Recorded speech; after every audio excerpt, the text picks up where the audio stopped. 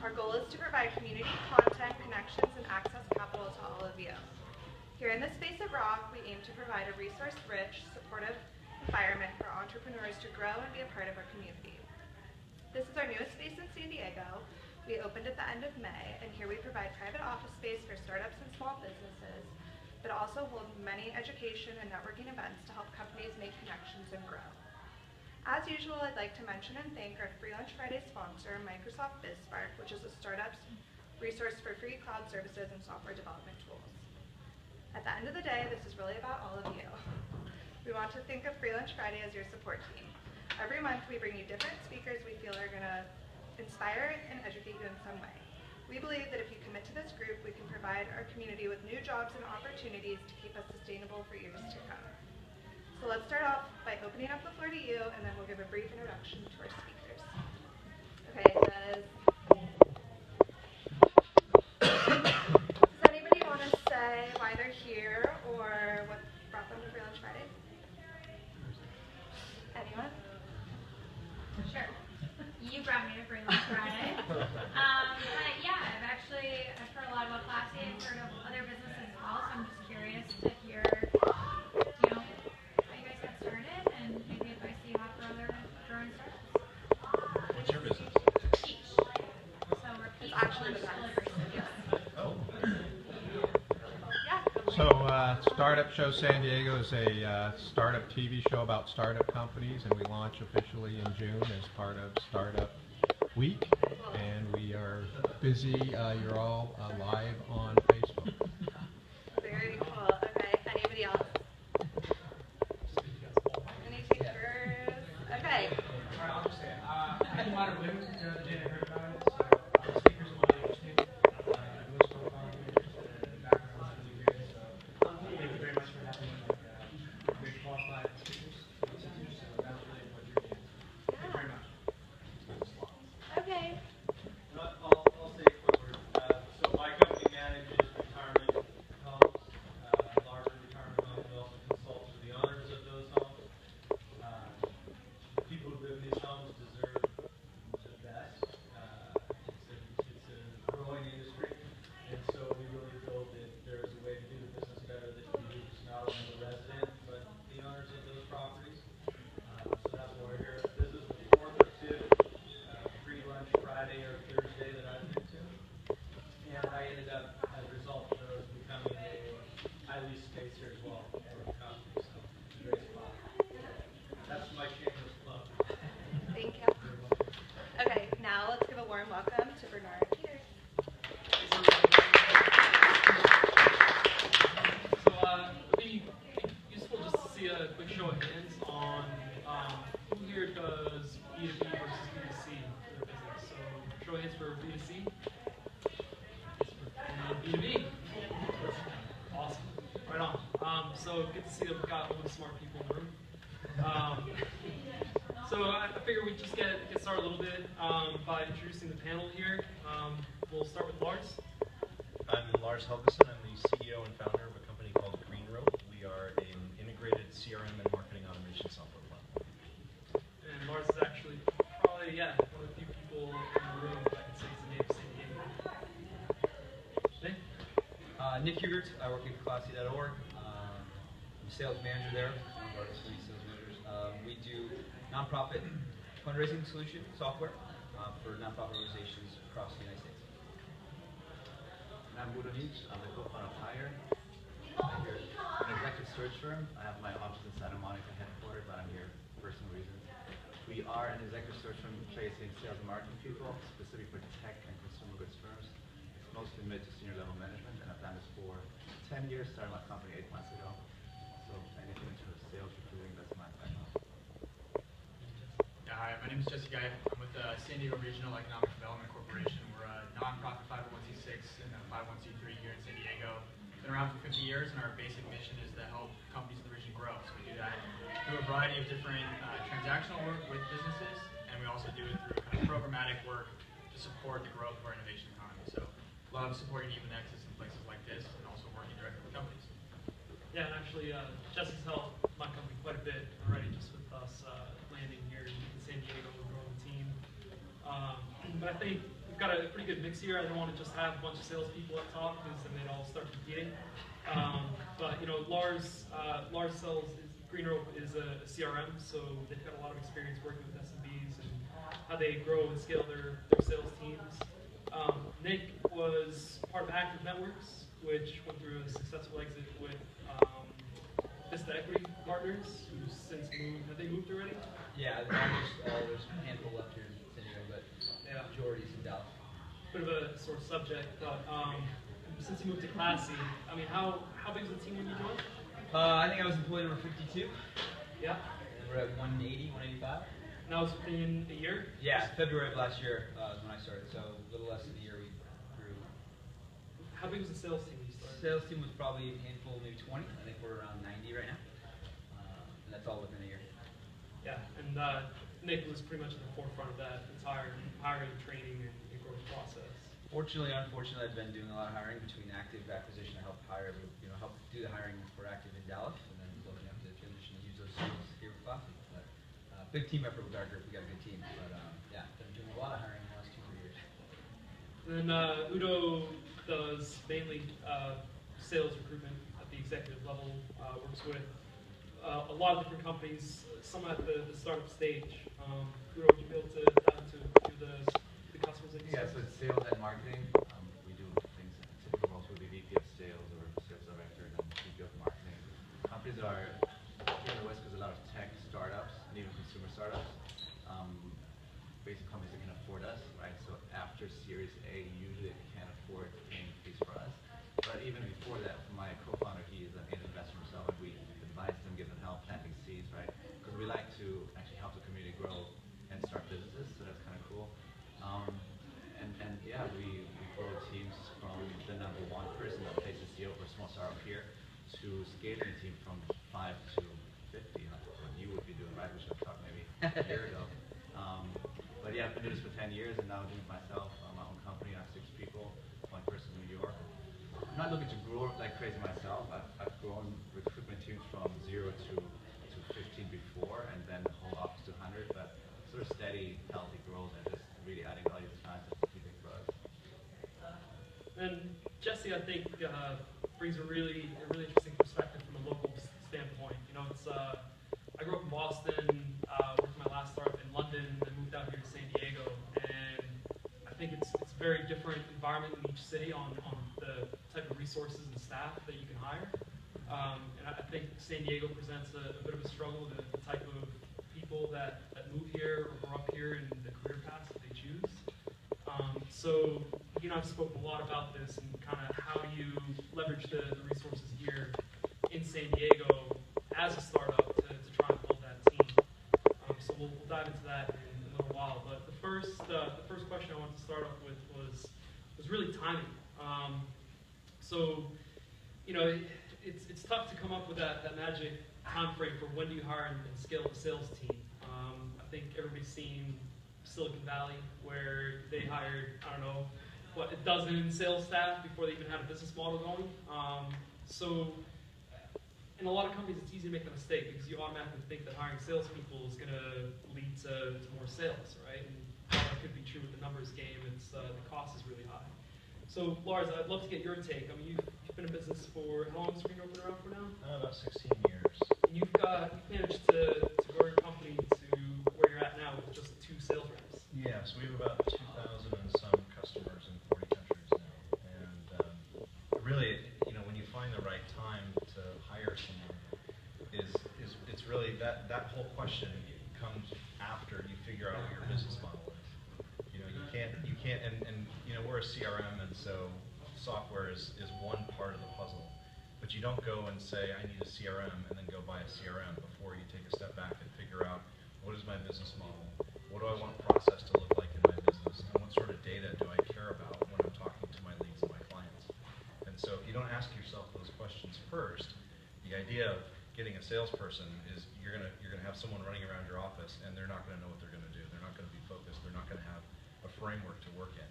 And if you give someone who is a salesperson, generally, I'm sure you know this, you know, salespeople are very dynamic, they're outgoing, they're extroverted personalities, and if they don't have a framework, they're like artists.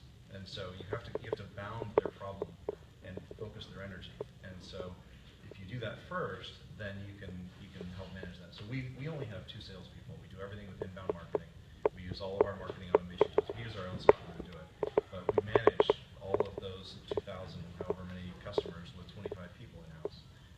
So we can do that because we have process set up and because we have this structure around everything the business does. And so, you know, I say that you know, you can't really pinpoint an exact time, but you'll know it after you go through those exercises up front to really define your business model and figure out what your process and how you want to bring your leads and your clients through the process of buying from you first. I think you kind of had the opposite experience, where you know the team just blown up real quick. Obviously, funding had something to do with it, but I mean, at what point did you guys decide how many staff to hire last year? Well, I mean, we technically started as well, but it's been 10 years since the idea has been rolling, and we've been doing the software for 3 or 4 years. Did start a sales team for about 2 years ago, so we kind of tried to do it right first with the process, but have a business plan. But I think, yeah, you're right. I mean, we had funding coming in, and we had taken the time to build the software first, what we were going to put out to the public, and then we saw traction with it, and we needed to make sure we took advantage of that traction when there was an opening. There's a lot of people getting into our space. We only deal with the nonprofit space for online fundraising. A lot of people that were getting in. We had to differentiate, and then when we started to, we have one of the best marketing teams that I think in part of the nonprofit space, but they did a good job of getting us out there, and then a great leadership in the C-suite telling the right people, but took advantage of that opening when we had it, and again, it accelerated even quicker than I expected. When I came on board in February of last year, I was like, yeah, we're going to do this, and here's our plan. We accelerated that by the time it was 10, but because we had the opening and we had seen the interest and the actual business coming in, to make sure we capitalized. I think you guys predominantly do more of an outbound model as well, right? Yeah. Yeah, I mean,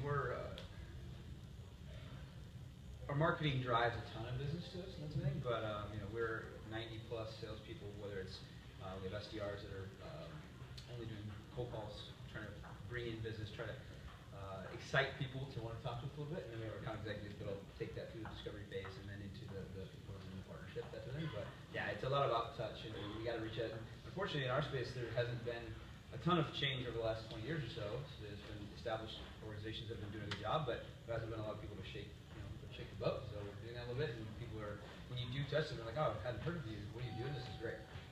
So it's just got to make sure we get the touch out. So Lars, when would you hire that third sales rep?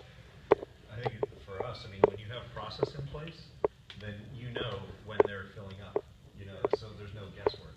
That's the thing. If you do your homework up front and you know your process, you know your data model, you know what is actually happening in your business, you can see in real time the workload, you can see the return on investment rates, you can see time and funnel, and you can see all of these things if you set it up right. And so it's going to be a matter of, you know, how fast are our leads coming in, and you know, we'll scale up when we need to. Yeah, I think my previous company went through a lot of that too, right? We're a London-based company, and London's all very old school. We don't even have spoken a lot about this, where it's just you've got that international experience as well, right? Where everybody's just got to hit the phone and dial 150 times a day, and whatever happens, happens. There's no kind of thought ahead of time. Versus, you know, stateside, I think a lot more people have that off the next sales rep. Jesse, have you kind of seen, in terms of the companies that you've seen in San Diego, have you seen more kind of on the classic side or more on the GreenRope side in terms of sales team sizes for startups? Probably less on the classy side, and at least in the kind of the startup tech community we have here, but I think we're seeing that change a bit. The trend is now shifting a little bit more towards classy, but I think that's in large part the companies who have been here, their growth model has been a lot more kind of a long-term stable growth. Less of those companies, I think, in other communities have sought aggressive venture funding, and that burn rate hasn't been as aggressive, and so companies have been more comfortable scaling slower, and the cost of doing business here, although not cheap compared to many parts of the world, is certainly cheaper than the Bay. So we have founders who relocate here from the Bay. I think that they're have kind of reversed worse sticker shock than what they're used to, both from a talent standpoint and from a property standpoint, and that causes them to want to kind of grow that model a little longer. We also have, I think a lot of the companies that we have here are certainly, because of the fact that we're more, even from this audience, more B2B and less B2C, that drive to attract the customer into the business model has also changed the way the growth model has happened for a lot of our companies here. And we also have a significant amount of companies who are focused on R&D, whatever space that they're in. Example, we were talking earlier that GoPro has most of their software engineering team located in Carlsbad, and many people in San Diego don't know that. But teams like that, when they talk to us about why that team is still in Carlsbad, even though the headquarters is up in the Bay, the main reason is that they can't afford to lose talent at the rate at which the attrition happens in the Bay Area because of the competition. They need to be able to hold on to their talent and build out the type of products they're building, and being in San Diego allows them to have access to the quality talent they need, but also retain them through the duration of a complex project. So I think that also impacts the growth in terms of the sales team as well. Yeah, I think the resources here, love to get your feedback on that in a little while too. Udo, you've been at you've been at the largest recruitment company in the world, S3, right? And Michael Page. Yeah, and Michael Page. And now you've got you are growing your own team. I mean, I initially just thought of your perspective with the clients you work with, but I mean, what have been some of the challenges in going from growing an office for Michael Page to building your own team internally at Higher? I think we face very similar issues back at Michael Page, but also my own company and others. It's first of all, it's especially at the very beginning, getting your first sales hire. You need to have the right personality. I think that's huge, right? It's not just who's the best skill, the best track record. It's somebody who really wants to do his job with you, right? And sees his career here. Because I think a good salesperson is always somebody who's motivated and wants to do the job. And then you're right. S3 and Michael Page are companies that are just there to bang the phone and go crazy, right? But still, we had some process to it as well. We knew exactly when we had certain revenue or certain KPIs that we need to add on the next hire, right? And then you just grow, right? You scale. So, but for us, in recruitment at least, it's a bit different than other sales roles. We can literally get another head on board, and that person after 3 to 6 months will generate usually then some sort of business. So basically break even by month 6 to month 12. So it's just basically headcount thing. But it's hard to keep them also in that recruitment business because it's a very tough business. You deal constantly with clients, constantly knows, and especially in a market or let's say as a business that's unestablished, it's hard to show the value, right? Because everybody's selling services, so you're the new recruitment firm. And one of the things that I want to say, the key thing though is, from a selling perspective, you just got to get people that can really sell based on value. Of course, there's probably some transactional sales out there for sure, but you need to show your clients the value. And then it's just really about building connections, building rapport. It's one of the key things. That's where I saw the most successful salespeople. They're just really good people connector. They're cutting through all the crap. They're just real, and they're not just fluffy telling a story that nobody wants to hear, but they really understand their clients' problems. And then if you have that approach, I think in any market you can do actually really well at selling. I think it's just being real is the best thing that I can do here on the West Coast compared to in New York or in Europe, where it's more like more cutthroat. Here it's just you understand people, you get a real connection, and then you can do real business. Yeah, I think you touched on an important point there. You not talked a lot about the traits that you look for in salespeople. And I think I've had that conversation where it's like you want to hire staff that are gonna push you, right? Before they start, you want to kind of be in that panic mode of like, do I have everything sorted for these guys? Are they ready? Am I gonna be ready for them? And if they don't give you that spark to drive how you're running business and how you're gonna supply them leads or the sales process, whatever material they need, you're probably hiring the wrong folks. What do you look for in? I guess what do your clients look for in candidates when you're giving them people that are fit? For something that usually is not there, because why is it not there? Because the kind of company they are, they usually can't attract with Google talent or the talent that wants to do a job for $50,000 less. So I have to tell them exactly what they can actually expect in the marketplace. But the point is, it's usually, honestly, there's sales manager and sales manager. It depends if they're enterprise sales or B2C, whatever. But it's usually a typical kind of profile. Then it really depends on what is the client trying to do, right? Especially over the next year or next 3 years, and what's the culture there. Then you really is not just background on resume, it's what somebody wants to do, and if they get that position at that company, and also the personality. I've seen great salespeople, but they just don't click with their hiring manager or with the team, and then a guy that was a top biller, had been a recruitment or elsewhere, really becomes a cancer. So you don't want to have that. You just want to have a good, and I think that's the biggest problem, is being a good culture. How do you create a good culture, right? So that's really important when you interview people, when you meet people, to find out, okay, can I give this person exactly what they're also looking for, and therefore they will be really into this job. But it's tough, it's not easy. I mean, the hardest thing for myself is actually hiring people for myself. Even though I can place salespeople, it's hard to hire my own salespeople because we're very picky in terms of what we're looking for. Do you, do you see a clear difference in different types of cultures in your customers? I'm very used now to the West Coast culture, so there is, I think, a certain set of West Coast mentality. It's different too if you talk to a New York client. In New York, it's more like, yeah, let's get it done. I need this person, he just needs to deliver on numbers, and that's it. On the West Coast, more like, feel a good thing about somebody. So it's a bit more floppy here on the West Coast, but Says the German. So, but it's, here it's so easy to have meetings with people, right? By doing real business, engaging real business, that's tough. So salespeople here often, when they come over here from an international perspective, they get all these meetings, they get all these connections, but then no sales. Well, that's the West Coast, right? You have to build relationships, and it takes some time to monetize that. And Nick, I think you're sometimes in a tough position, right? You guys are not a nonprofit, but you sell to nonprofits. And I don't know, from my perspective, right, you're in SaaS, you want to hire a sales team that's in SaaS because they know how the business runs, they know the people, they know the staff.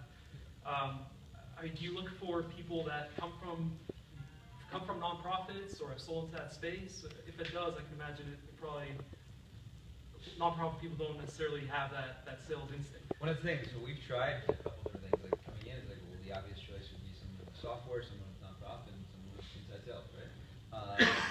Not necessarily true. What we've learned is some of the folks, and you went back to the person versus the resume resume we have to have it, but I almost put that aside. That just gets them through recruiting. Once they get to us, we don't really focus on the resume. It's more finding out who can tell stories. Some people with nonprofit don't have that killer instinct for the sale, give or take. Some people from SaaS are too technical for what we sell. We're looking for storytellers, not so much salespeople, and that's what we do. We sell kind of the partnership and allowing you to tell your story through the solution online, etc. So we found some of our best reps are people who have never had sales experience, or some people are very young in their professional career that we can show them the way that we want to do it, so they don't already have that habit. So some of our best reps had zero sales experience before, and at first they were like, oh shoot, is this the right thing to do? But we brought in people with 10 years experience, and they kind of washed out because they couldn't get past the storytelling versus the technical. They get in the weeds, that's the thing. And then we bring in people that have sales experience, but they've got bad habits that have worked in recruiting or worked in other software or outside sales, and it's just they can't get used to doing it the way that works for us. And it's not that we're doing anything that unique, but we're taking a different approach and caring more about the pains and the problems of our people we're talking to, the nonprofits, versus just selling them software. I think taking a bit of a tangent with this, right? It's classy sell SaaS like not, but you guys do it in an unusual way. Usually in the SaaS business model, right? You get a bunch of sales development reps that book a meeting for the account exec, and on the first meeting they do a demo of the product, and then try and find the pain points and close, right, while they're doing the demo. You guys don't do a demo until probably the 6th meeting with the client. Yeah, it's definitely, we have kind of stages internally that we use in Salesforce or whatever, and it's our 5th stage, basically, is a demo to validate. You should show up at the demo, expecting at the end of the demonstration to get a contract and talk about next steps when you're moving forward. We should have, by the time you get to the demo, you should have a very good understanding of what Classy can do for you. And we spend 2-3 calls, like you said, talking about, and we call them the pains. I don't know, trying to get pain out of you, but we're focusing less on gains and more on business level or service level pains, business level pains, and then personal pains. If you can get those 3, or that 3 deep on the person you're speaking with, they're going to buy it from you because you understand how it's going to impact them, not just the organization, but them personally. And if they're not the buyer, they're going to be your sponsor and take you with the ladder. The demonstration at that point is just proving that we can do this type of thing. So we're less about software and more about a partnership. Lars, you guys do 100% inbound sales. So that's a tough one, right? Because a lot of times with inbounds, it's a lot of those could just be people that are no purchasing decision. They just like the color of the button on your website. how do you kind of back them off that? How do you calm the salespeople down for an inbound lead and say, look, evaluate it first, and then dive into it? Yeah, so you have to create a culture, right? And everyone in this room knows that they have a culture that's based around their personality, right? So whatever your personality is how that's going to flow into all of your employees. Now, a lot of people think of a CRM as a piece of software that is a thing that just people have to use, and sometimes you've got managers that beat on people until they use it. And the problem with that approach is that you're not creating a relationship. And so we all know that relationships are what drive us to make decisions. It's the lizard part of our brain, the emotional connections to the things that we do. We don't think about how people use the software that we empower them to do for sales. Then they're not going to be connected to you or your business. And so, I mean, just like you were saying, you create this culture where they go through this process and you're measuring this process. But if you find resistance to people doing that, they don't belong in your business. So just like if someone's not going to use your CRM, if they're not willing to put in their side of the relationship, that's how you determine that that person's not a good fit. Just like any other part of your culture. And so you want to think about having a relationship with your CRM, because so much of sales is relationship driven. Now we are totally inbound, which means that we rely on people to find us through looking at ads online, and we're a software company, and so we're a SaaS software company, and so we approach things a little bit differently. We're a lot smaller, we're not funded, so everything is inbound, and we track everything very specifically.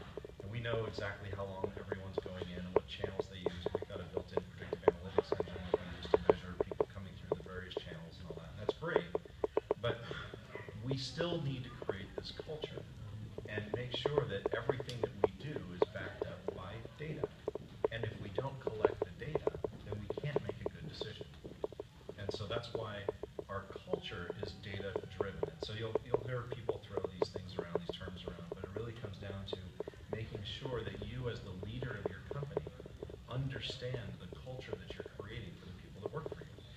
And make sure that if you give them tools and you say, okay, if you're a new salesperson, this is what we expect of you. You're going to have to use the CRM. You're going to have to talk to marketing. You're going to have to talk to the product development people. You're going to have to be able to work inside this environment. And if you're not able to do that, you as the business owner and the decision maker have to know when to cut ties and say, this person's not a good fit. And I'm sure you've had to do that more than once. Yeah. And I'm sure you have too. I mean, we all have seen this happen where you don't have a cultural fit. The problem is you need to make sure you identify that as quickly as possible, because if you don't, that cancer will infect your whole company. And so what we've done is really be very cautious of the entire process, the entire sales process. And that means from the very top of the funnel, when you do ads, when you put ads out, however you want to do that, if you do outreach, when you bring people in, to the whole sales process, all the different phases that they go through, when they become a client, how you support them, how you make sure that you turn them into advocates of your product. So you have to think in terms of, how do I make sure I pick the right people and set up the right process to bring everyone through this whole process. So if you can do that, then your business will grow and you can run more efficiently. But as a business owner, you don't get to pass the buck off to anybody else. This is up to you to figure out how you do it. And so just be cognizant that as part of that, you're going to be dealing with salespeople, and you have to make sure that they fit into whatever model that you work with. Some of it's going to be all inbound like us. Some of it's going to be a mix of inbound and outbound. And so think about how you want to market your business. As B2B, you're going to market differently than B2C. You're probably going to do a lot more inbound as B2B, because as we know, the buyer's journey is 70% done by the time they reach out and find and actually talk to someone at your company. So make sure that you're cognizant of that whole process. I would say those are the lessons that we've learned from doing this for thousands of companies all over the world. It's all the same. Jesse, I know that you were kind of a bit heavy on the SaaS side here. We also work with companies in life sciences, military. Do you feel like there's a particular culture that companies come to San Diego for in the people that they hire for? Well, the cultures are very different between those industries, certainly. A lot of the defense and military companies that are in town are former veterans, and so I think there's, I know we have a former veteran on our panel. I think that there's a part of it is just a familiarity with the language. Obviously, military is its own language, and being comfortable in understanding those environments and knowing how to talk to people with certain ranks. I think is part of the reason why San Diego has a very strong ecosystem here and it continues to grow. In particular around unmanned systems and robotics, we've got some really exciting companies there. And then life sciences and biotech, it does have its own unique culture. And again, I think that ties in a little bit to what this R&D element. We recently did a software study at the EDC. We do a lot of economic impact reports on different industries to have a better understanding of where they're moving and what the trends are.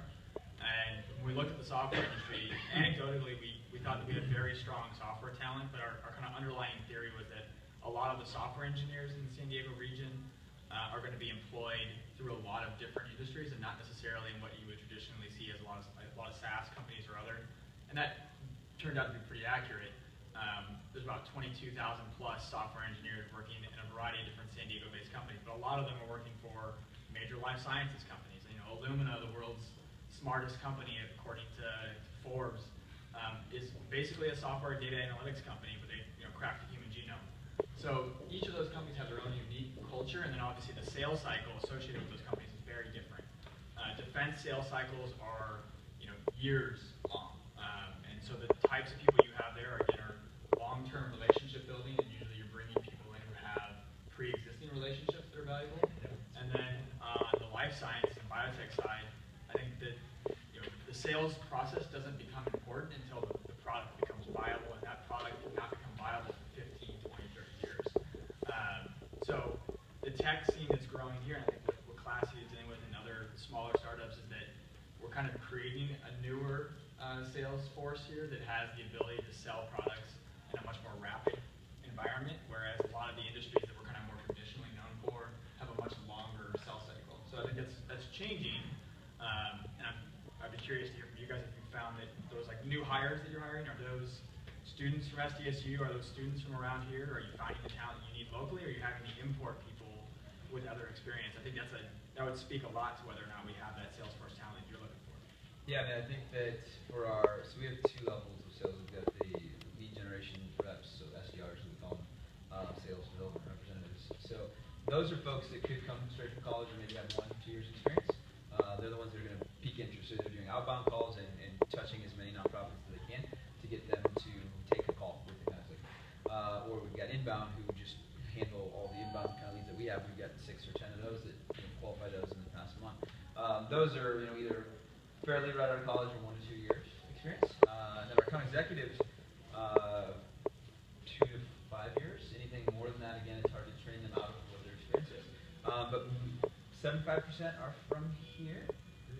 We got lucky, I guess, with myself included, with the active moving away, opened up a big market of, I think we had 300 employees in San Diego for active. So, but we've also had an amazing opportunity to bring in a lot of talent. We've got some from Chicago, Boston, Bay Area, Santa Barbara. So we're lucky that in San Diego people want to live here, first of all, right? So it's not hard to sell San Diego. And now that I've helped hire people, some originally from Ohio, I've been here 10 years, I sold there, and knew what the kind of the salary and the cost of living stuff was. And then hiring in Dallas for 2 years ago, they were basically paying the same wages as we're paying here. So I kind of get an idea of what it takes. But it's San Diego. We're also lucky that we're in the nonprofit space, so it's easy to talk to about how you can make an impact and come to work every day and not feel like you're just selling snake oil. So we can get people that want to do that. And then we've got a culture that basically speaks for itself through like Glassdoor, Yelp, and all those different ways, and then with our marketing teams for that. So it's not tough for us to convince people to come here. Once they get here, we got to help them transition and get comfortable and do it our way. Again, selling San Diego style is a little bit different than New York, Boston, Chicago, right? So we got to make sure again that they fit our profile. But 75% is probably local talent, and then 25% from somewhere else. That's great. Udo, when you hire for your clients, are you relocating a lot of staff? So I always try to not relocate. Yeah. Because that's just one huge factor you just never know. Somebody from Dallas to San Diego might actually be working well, right? But getting somebody from New York to San Francisco, and I recruit a lot in San Francisco, it's a tough transition, vice versa. You want to find ideally somebody locally. But one thing I wanted to say with San Diego, I think San Diego actually has a huge opportunity because people want to almost leave those big centers like San Francisco and New York are so expensive. There's so much going on. Yes, there's a lot of opportunity, but here you get some, you have a better life, sort of better life, right? And if you have a good job here and it's a good community, a lot of people actually are looking for that. And often I see it after they've been a bit burned, they have maybe 5 years experience at county executive elsewhere, they're just done with that kind of life. So I think actually San Diego has a huge opportunity. And then also the university we have, all the talent that's coming for exactly the entry-level sales roles, it's huge. So there's no reason why not San Diego. But yes, San Diego, in my eyes, also was exactly what you said, was always that early stage research and development. Let it be tech, and now maybe it's beer, and then biotech.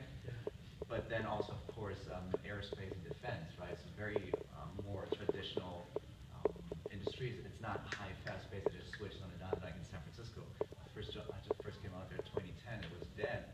And then 2012, it was just a crazy mad marketplace where just things were popping up left and right.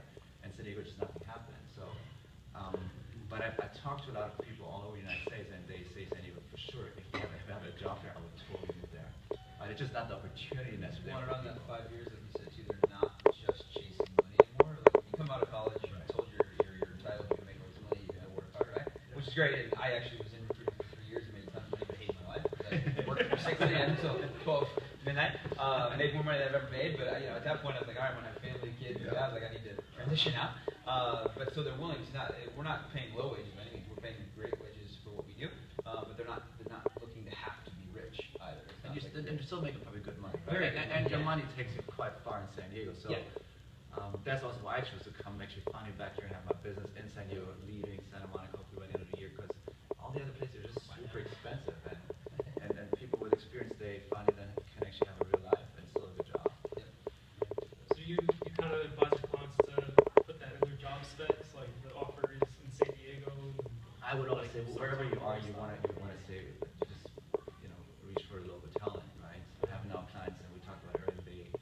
Actually, the client that I placed here in San Diego is a small startup here. He's building an inside sales in Utah because there's a lot of sales talent there, but also probably cheaper sellers compared to San Francisco.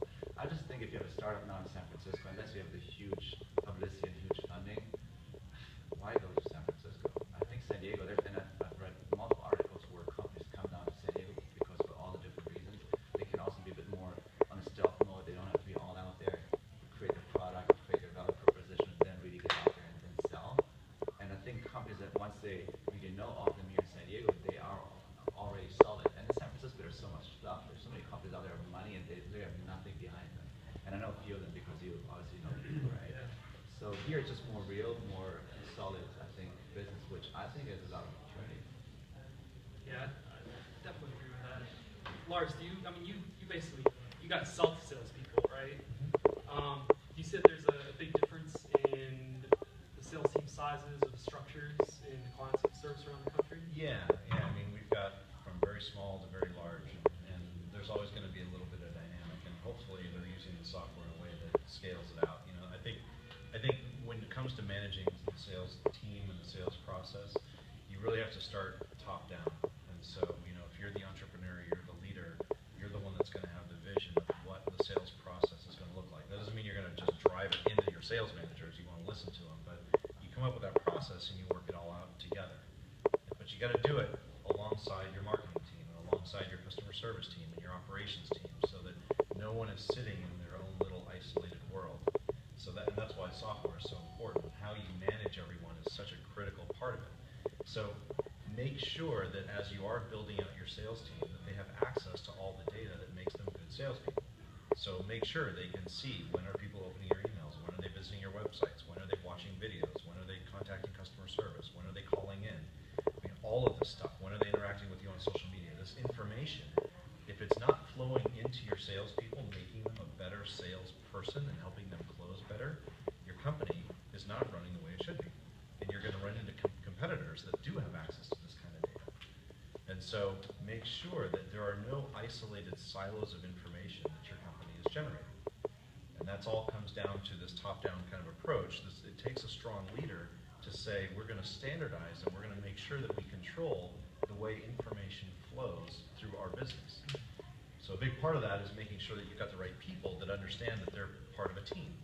That it's not this draconic, boiler room where I hate you and I'm not going to tell you anything because affect my ability to sell more and make more money. It's that you're on a team and everyone's collaborating to make the whole company stronger. And so that's a cultural thing, and that comes from the leadership. And that's a tough one. In sales, you're often quite often sitting next to your biggest competitor. You kind of touched upon the software there. So, I mean, I've worked with a lot of companies in the ecosystem. I'm sure a lot of you guys use tools like Salesforce, or like we use Pardot for marketing automation. Like, or you guys use Level 11. What tools, or well, I guess it's safe to say that when we first started, we only used Excel spreadsheets, right? And we moved very quickly away from that because it's a nightmare. You can't manage anything you can't predict. You're hiring, when you're hiring an Excel staff, it's a Hail Mary whether they're going to be successful or not. What are some of the tools that you guys recommend companies set up before they start hiring? I think there's a strategic decision that has to be made first. Before you pick the actual tools, you got to figure out what you're actually trying to accomplish. I can't tell you how many people I know have set up Pardot, Marketo, HubSpot, these $1,000 plus a month accounts, and they use it like they use it Constant Contact or MailChimp, because they don't have the expertise or the time to actually use all those tools that are in front of them. So if all you're going to do is blast out emails and you don't care about anything else, then use Constant Contact or MailChimp. If you are going to actually create this integrated CRM and marketing automation platform, then actually use that in your business. Make sure that you commit yourself to it. And then understand the difference between an integrated solution, and there are companies out like Infusionsoft or Hatchbuck or our company GreenRope that are designed as a single platform, and that's very different than trying to make your business run on Salesforce. Salesforce and Oracle and Microsoft and Zoho to some extent, these companies are built on an older vision of what CRM looks like, which means that now you've got to buy the CRM, and then you've got to buy something else to go with it to do all the things that you need to do. And this is why thinking about what your process is so important. It's a very different animal to build a Salesforce account, go buy Pardot, and then figure out, oh, now I have to figure out how to do video tracking, and now I have to figure out how I'm going to do event management, and now I've got to figure out how I'm going to manage my support tickets, because now you're buying 5 different pieces of software, trying to figure out how the data gets into the CRM, and then how do you actually do targeting based on activity. So you want to be able to measure all these different channels and make sure you understand that if this is important for you and your business, you make this decision early. Make sure that you dedicate the resources to set this up early, because the further down you go down this path and you realize, uh-oh, I need to change the way my software works, I need to change the way my business works, that's turning a battleship. And when you've got 100 or 200 or 500 employees and all of a sudden you need to change your CRM, that's a whole different ballgame than changing your process when you have 5. That data is useless. No one's going to use it. They're not going to be able to leverage each other and what they're actually doing to help them actually sell better. And that's really going to affect your business. I think that's key, right? 'Cause as you go further down the road, adoption is always going to be a big issue. And I also come from an environment where you beat the sales guys with the back of the head every week and remind them, or almost every day, remind them to use the tools you bought from them. I mean, manage a sales team of 90 people. Why me? How do you get consistent adoption, consistent sales process? Well, I don't think you ever get into the 90-group team. Like, if we're getting constant adoption, we're probably good. Yeah, we want 100% adoption, but we logging tasks. We got to. What we're learning is you got to tell them the why. I think so many sales managers, so many sales teams don't tell them the why. They just go do it. So if we can tell them the why, then they'll actually log the call or the email, or log that they did a discovery call versus just a cold call versus whatever. And so now we've had to spend a lot of time helping them understand why there's stages that you got to get through to get to. So win each stage, you win the deal. Don't just focus on getting a lead and winning the deal. How do you win those stages? Well, it takes metrics. It takes prospecting, cold calling, discovery calls for us, demonstrations for us, listening. So using the solutions that we give you. So we've got some scattered adoption for multiple different types of email tracking because we're trying to figure out which one works best. And so we don't have any way to really track that or give them the data behind it because we don't have a constant. But each one of them use it in their own ways. Until it's a priority for us, we need to find out how we can get them to use it. And for us, it's hey, somebody just opened the email we sent them. We should call them real quick and see what they're thinking about. But so I think it's just telling them why they should use it versus just giving them a bunch of tools. And history, I've been given some of the best tools in the world, but as a salesperson, I didn't use them because I had known when it worked, but no one told me why it would make it better. So whether it's, again, we've had a kind of a leaderboard, motivational TVs up with Hoopla, now Level 11, which is they gamify the activities and the metrics, which is great. The people who don't understand why just think, oh man, and Lars, it's terrible, why are you putting me on a screen? Versus the people that know why we're doing it. It's to motivate you to not say, hey, you did a bad job today. It's like, look what you could be doing if you put in the effort, or if you knew why you were doing it. And those people that inevitably are doing the best, the metrics are probably at the top of the board for folks in business, that type of thing too. So, but if you don't know why, you just think it's public shaming, and that's not the point of it at all. Right? So I go back to the why, and then you use all these great, options you have there. You guys are kind of seeing a common thread too, right? Where building that sales team, it's a lot more than just find the right staff, find the right culture fit, and then chucking them on and in front of the desk with the phone. There's kind of have to have this whole plan, this whole process figured out to determine who are you hiring, why are you hiring, and what are you going to get out of them. I guess when you make that decision, what resources do you guys use to hire those sales staff? Jesse, what do you see companies using here in San Diego? I mean, a fair amount of companies use staffing agencies, whether it's on a variety of different staffing agencies throughout the region. I think the ones that have success either with the staffing agency though, or working directly with the universities, I think is one thing that some of the larger companies, but also I think we've tried to encourage more startups to be willing. Your senior college student might be valuable to them, so that as they move into the entry-level job, they understand better who to hire. So those would be, staffing agencies are great, and I think that there's certainly value to them if you understand who you're looking to hire. They can accelerate the process. We see a lot of companies using them, but the other piece that's underutilized is direct connection to universities where possible, and that's something that we certainly like to help facilitate. And we've leveraged that a lot, like through Square Link with the universities. And I think it's tough going through students though, because they're not always, very few students think that they want a career in sales. Although we've used it quite often as just, look, it's a great way to get your feet wet, like see how companies work under the hood. They're speaking to customers constantly, right? So they get an understanding of what needs are out there, how does business work and think in terms of delivering to a market.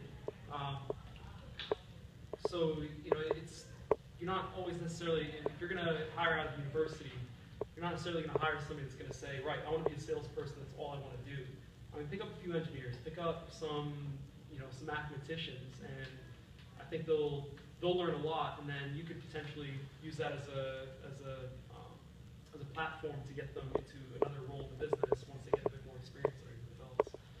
One thing on the university front, if that's the type of talent you're looking to hire, whether it's sales or software side, a lot of the universities have corporate affiliate programs that are set up so that they have full-time staff to help learn your particular business needs when the hiring process, and then they'll direct you to professors and students who are most aligned to meet those needs. I think it's too much of an expectation for such a smaller business to understand how to navigate that university bureaucracy and actually identify the talent that you're looking to find, especially when that talent is getting aggressively poached by companies who have the resources to have full-time people approaching individual colleges all the time. So I would encourage any company to take a look at that. I think that's the whole point of those programs is to better identify your specific needs from a more internship junior level standpoint. But I think that's an underutilized asset for most of our universities in town. Udo, you're always in a tough position, right? Because companies come to you when they've kind of exhausted all their resources. Or I go to them and try. Yeah, because you put a job spec out on Indeed or Career Builder. I remember somebody coming out, somebody sent me a resume saying that they had 5 years of experience in the mobile sector, and it ended up being the mobile scooter store or something, right? That's not the type of mobility that we have in mind. What resources do you use to try and find the right candidates for your clients? So first of all, if you as a client or ourselves, we put an ad out there, a job spec out there, probably 95% of people that apply for that position are not fit for that role. So they might be good for something in the future, or they're just not good, period. So you got a lot of math, but not good class. I think in terms of if I was a client, I hired recruiters before, but just knowing what works for my clients, it's not always a recruiting firm or a staffing firm or an executive search firm that is the right thing for you. especially in a business like he, I'm sure people that like work for the company, they have friends, they have others, they just have a network, especially locally, that know this could work well. That's how I got my job in recruitment, and I didn't know I was going to be a sales guy, but my friend told me this is the right career for you. So I joined it, and it became well. So it's your network, people that work for you already who know people. And then, yeah, I mean, if there's certain roles that you just aren't able to fill, or maybe more strategic, you might want to go with a recruiter that has a network or expertise in that specific sector, and that can be very useful also, especially targeting certain profiles, right? But I think you've got to do all different kinds of things. You can't just do one thing. You can't just rely on your own guys giving you referrals. You can't just put an ad out there on LinkedIn and hoping people apply. You can't just use one recruiter or recruiter to find you a role. As a matter of fact, if you use recruiter, I would select one recruiter, give them exclusive, but make sure that's the right person or the right company that can actually help you. I would not go out and give it to 10 recruiters, because they will just not work on your spec, because they're just not committed to it. It's just like a numbers game. They just let your resume that they hope one sticks, and you know it from recruiting yourself. So we right now, for example, we have 80% of our jobs are retained, and it's just because I'm selecting my clients just like they select me, because I don't want to waste my time, their time, and add value. But so basically, you got to use all different tools, not just one avenue will do it. To be honest. It's not like us now. Don't just post a job listing. Then it can help, right? And I would put it because you also get some sort of traction. People know that you're hiring and you're growing company and all that. But it's very unlikely you get the right person for that job, and you get hundreds of applications, and you don't have time to go through them. Yeah, you use strategic for strategic positions. You have access to people that are passively looking that aren't going to apply, right? So Right. That's when you do use a source like yourself, I think, for sure, and you're going to find out on your own. Going back to the recruiter itself, we've actually helped turn our AEs and our SDRs into recruiters themselves by giving them really slick job postings to put up and asking them to post it on their Facebook, their Twitter, their LinkedIn, and stuff, turning them into that network, because people want to work with people they like or are used to working with, right? So that's how we've turned our 20 sales reps into 90, is mostly from networks, social networks of those types of reports. Do you guys provide incentives to your sales team if they bring somebody on? Yeah. So I think it's after, maybe it might be split, I'm sure, that we've changed a little bit, but it used to be on hire and then on 90 days. So yeah, make sure it's That's what do I get for Joe? Amen. One of my salespeople Drink company went to Class A or coffee lunch. I think it's just about time to wrap up. So I wanted to kind of just finish off with a couple things. Just basically, what resources or books or speeches would you guys recommend? I mean, for me, there are a couple books that I basically built my entire sales process off of. Lars, any recommendations? Yeah, I mean, I would say actually every vendor that you use software for, whatever you use for your, and I come at this from the solution side, from the software side. Every vendor should have a significant amount of resources that you can learn from. So you should be able to go to, if you're looking at CRM, you're looking at marketing automation, email marketing, social media management, so if you want to learn about managing your social media, you should be able to go to Hootsuite and download a whole bunch of information about how do you manage your social media. So I would say forefront of the actual implementation side of the kinds of tools that you're going to need to run your business. So I tend to stay away from that are really having to push the envelope, and so you're going to find white papers, videos, explanations, whatever that you can download right from there. And of course, they're probably going to want your information and all that in exchange, but it's worth it, because you're getting. I think that's where you're going to find the best content. That's really eye-opening for me, because a lot of times I ignore those messages because I just think they're just trying to generate more inbound leads, right? And they're just kind of screaming at us through a bullhorn. But it's a really good point. I mean, I know from our perspective, when we're pushing out blogs and content, it's actually good stuff that is within our realm of expertise. Nick, what about you? I'm doing a shameless plug. My VP of Sales has our managers on a book club. So we're currently reading Fanatical Prospecting, which to me was a really good book. I'm not selling myself anymore, but it helps me take a step back and remind my team that it's not about the cold calls, discovery calls, deals signed, whatever you do, or meetings you take. It's you got to start with having the prospecting up front. And we pass a lot of leads to our guys, but we still expect them to prospect in their own territories. And you can basically write your own ticket that way. So that's front of mind for me, just because that's what we're focusing on. It's book club. I'm not a big reader, unfortunately. So Makes Got me some read, which is good. What was the last book that you guys did? It was we actually are part of some of the sales training that we brought in was Sandler training. Yeah. So it was one of their specific books. And Sandler training is a lot more in terms of, Nick was talking earlier about how they manage the sales process and wait to the demo until the third or fourth meeting after identifying all the pains. It's all Sandler, so take a look at that if you want. I think it's just their website. Yeah, they've got local and regional sales reps for that, but it really just takes a different approach. It makes you stand out when you're selling with 10 other competitors. You're different, and all of a sudden that's like eye-opening to them, makes them want to talk to you more. It's sometimes frustrating from a buyer perspective. I've been through that with a company called Insight Square, right? Where I knew I wanted it, like I wanted the product, and then they're like, okay, next meeting, we got to book another meeting, and then they're diving more in my hand. I'm like, just show me the demo, let me have the product. And it got to the point where like I really, really wanted it. Udo, what about you? Any material? So I have read a few sales books, but it's less the books for me now that I try to give to my team. It's more one specific sales book. It's more current articles about the current state of how the tech industry works, or what things people are interested in, what sort of gives bites, right, or what people bite onto. So it's more the daily articles you can get on Crunchbase or whatever. You use Flipboard, you have all the different tech platforms and news outlets. That's really more where I get my updated sales training and also my guys, because it's sort of shorter, people read it, versus when there's a long book, 100 pages. So that's sort of what I've been using, and that my team works well with that too. But if you just want to have really good sales books, you can Google it. There's top 20 sales books, and there's all of them at 5 stars on Amazon. There's a lot of stuff out there. So, but I don't have one specific one that I say, hey, that's the one. It's more the short articles where I try to stay current and see what works. Just any local influencers or people that we should follow on Twitter? Well, sadly, even though I'm a millennial, I'm not really on the Twitter game, so I'd have to ask our comms team about that. So sorry, I'm failing you guys there. But one book, though, I mean, most of the books I read tend to be dry military history stuff, so I'm not going to recommend any of those. But The Hard Thing About Hard Things by Ben Horowitz, it's the co-founder of Andreessen Horowitz. It's a really good book, and he talks about one of the VPs of sales that he hired with Loud Cloud, his company that he sold, and that gentleman also has a book that he wrote, and both of those are things I would recommend.